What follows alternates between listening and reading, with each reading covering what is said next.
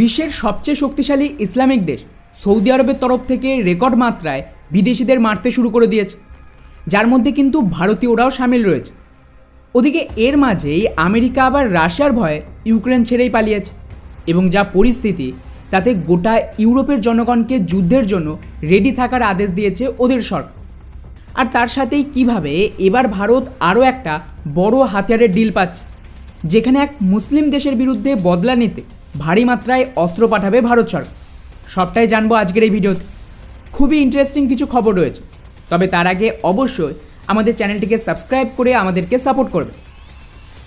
তো বন্ধুরা, আমাদের প্রথম আপডেট রয়েছে খালিস্তানি আতঙ্কবাদীদের নিয়ে, যেখানে এই খালিস্তানিরা দুদিন আগে নিউজিল্যান্ডে রেফারেন্ডাম করায় ভারতের বিরুদ্ধে খালিস্তান তৈরির জন্য।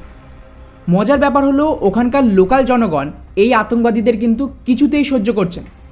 বেশ কয়েকটা ভিডিও ভাইরাল হয়েছে, যেখানে নিউজিল্যান্ডের লোকাল মানুষরা মাইক নিয়ে ঘোষণা দিচ্ছে যে এই দেশে কেবলমাত্র একটাই পতাকা উঠবে, সেটা হলো নিউজিল্যান্ড। ওরা এই সমস্ত খালিস্তানি নাটক নিজের দেশে বরদাস্ত করবেন। আর এই মুহূর্তে আপনারা তার একটা ভিডিও ফুটেজও দেখতে পাচ্ছেন, এবং আপনারা যদি একটু টুইটারে অ্যাক্টিভ থাকেন ক্লিয়ারলি বুঝতে পারবেন কানাডা থেকে শুরু করে নিউজিল্যান্ডের পপুলেশন এই সমস্ত আতঙ্কবাদীদের নিয়ে এতটাই চটে রয়েছে যে ক্ষোভ তো বেড়েই চলেছে। আর আমি অবাক হব না যদি আগামী কয়েক মাসের মধ্যে এই খালিস্তানিদের ওপর ব্যাক টু ব্যাক আক্রমণ শুরু হয়, আর ভারত সরকার কিন্তু এটাকেই এক্সপ্লয়েট করবে এদেরকে ঠোকার জন্য। ফলে আগামী দিনে আরও বেশি মজা আসবে এই খালিস্তানিদের নিয়ে। যাই হোক, এবারে আসছে আমাদের নেক্সট আপডেট আমেরিকাকে, যেখানে বাইডেনের তরফ থেকে রাশিয়ার ওপর আক্রমণ করার পর আমেরিকা এতটাই ভয়ে রয়েছে যে ইউক্রেনের রাজধানীতে নিজেদের অ্যাম্বাসি বন্ধ করে পালিয়েছে। অলরেডি কিন্তু রাশিয়া গোটা ইউক্রেন জুড়ে তাণ্ডব চালাচ্ছে, আর যা পরিস্থিতি তাদের রাশিয়ার ওপর হামলার জন্য ইউক্রেনের সৈনিক আর ওদের সাধারণ মানুষকে কিন্তু দাম দিতে হবে। ওদিকে একাধিক ইউরোপের দেশ, তা সে ফিনল্যান্ড থেকে শুরু করে সুইডেন, নরওয়ে, সকলেই কিন্তু নিজের জনগণকে যুদ্ধের জন্য তৈরি থাকতে বলেছে। কারণ রাশিয়ার ওপর ইউক্রেন যে ধরনের মিসাইল হামলা চালিয়েছে তাতে রাশিয়া একবারের জন্য এদের ওপরেও আক্রমণ করতে পারে। যদিও পার্সোনালি আমার মনে হয় না যে এমন কিছু হবে, এই সবটাই লোক দেখানো। ইউক্রেনের ভাগ্য অলরেডি নির্ধারণ হয়ে গেছে, অর্ধেক যাবে রাশিয়ার কাছে আর বাকি অর্ধেক আমেরিকার ডিপ স্টেটের কোম্পানি পাবে, যারা ওখানকার মানুষকে এক্সপ্লয়েট করবে নিজেদের ফায়দার জন্য। এবারে ঠেলা বুঝুক। যাই হোক, এবারে আসছে আমাদের নেক্সট আপডেট সৌদি আরবকে, যেখানে সৌদিতে মোটামুটি 100-র বেশি ভারতীয় সহ বিভিন্ন দেশের নাগরিককে মৃত্যুর সাজা দেওয়া হয়েছে।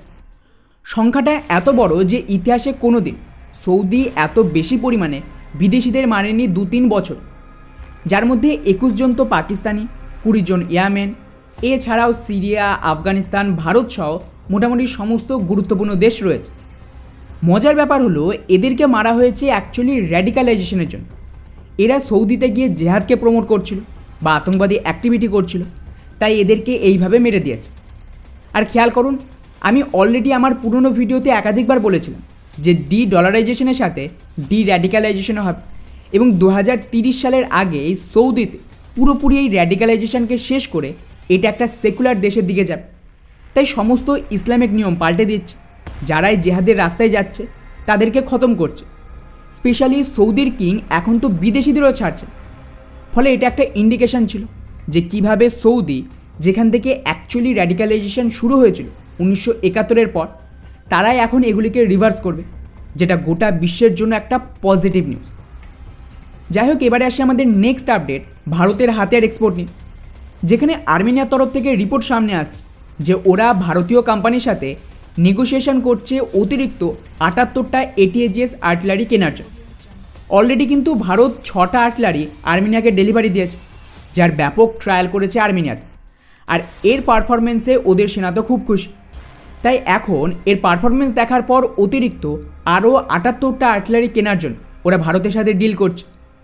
এছাড়া কয়েক সপ্তাহ আগে ভারত তো ওদের আকাশ এয়ার ডিফেন্স সিস্টেমেরও ডেলিভারি দিয়েছে। ফলে আরও কিছু বড় অর্ডার ভারত পেতে চলেছে, এবং যেভাবে আফ্রিকা থেকে শুরু করে আর্মেনিয়া, ফ্রান্স, ব্রাজিল, ফিলিপিন্স আর ভিয়েতনামের মতন দেশ ভারতীয় অস্ত্রের দিকে আসছে, সেটা কিন্তু ক্লিয়ারলি বুঝিয়ে দিচ্ছে আমাদের হাতিয়ারের কোয়ালিটি সম্পর্কে, যে ভারতীয় হাতিয়ার কতটা শক্তিশালী। তবে এই খবর পাকিস্তানের নতুন আব্বাজান আজারবাইজানের জন্য কিন্তু খুব একটা সুখের হবে না। যাই হোক, এবারে আসি আমাদের শেষ আপডেট ইসরায়েলকে, এটা খুবই ইন্টারেস্টিং বিষয়। ইসরায়েল কিন্তু গোটা বিশ্বের চোখে আঙুল দিয়ে দেখিয়ে দিচ্ছে যে কিভাবে জেহাদ আর আতঙ্কবাদকে গোড়া থেকে উপড়ে ফেলতে হয়।